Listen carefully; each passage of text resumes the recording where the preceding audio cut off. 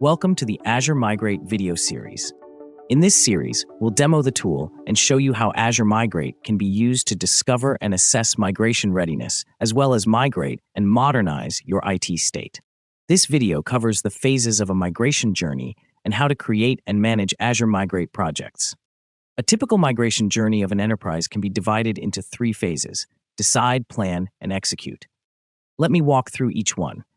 The decide phase of a cloud migration journey involves developing a business case, securing stakeholder buy-in, and selecting the appropriate cloud strategy to ensure alignment with the organization's goals. It also involves creating an inventory of various types of workloads and key applications running in the organization's data center to evaluate ROI and cost savings by running them in the cloud. The plan phase includes performing a detailed assessment of the current environment, choosing a migration strategy, creating a migration plan to ensure compliance, and preparing a landing zone for a smooth migration to ensure business continuity. Finally, the execute phase involves implementing the migration plan by moving applications, data, and workloads to the cloud, while continuously monitoring performance and ensuring security and compliance. It also includes post-migration optimization, which is essential to fully leverage the benefits of cloud. Now that we understand the cloud migration journey of the customer, let's dive into how you can get started with Azure Migrate. You can easily find Azure Migrate by searching for it by name in the Azure portal. We land on the overview page, which describes the different migration phases we talked about earlier, and prompts you to start by creating a project. Provide the subscription and resource group details.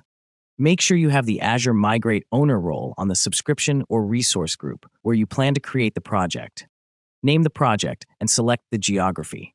The project is essentially a logical container for all the metadata collected from your IT estate. If your customer has an organizational requirement to access Azure Migrate and other Azure resources without traversing public networks, the private endpoint connectivity option is for you.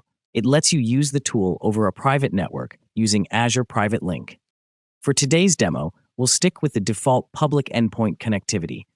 Click Create to initiate project creation. Once the project is created, you can go to the All Projects page from the navigation pane. In this page, you can find all the Azure Migrate projects under different subscriptions. It is recommended to create a single project for your entire data center. You can search for a project by name, and clicking on it takes you to the Overview page.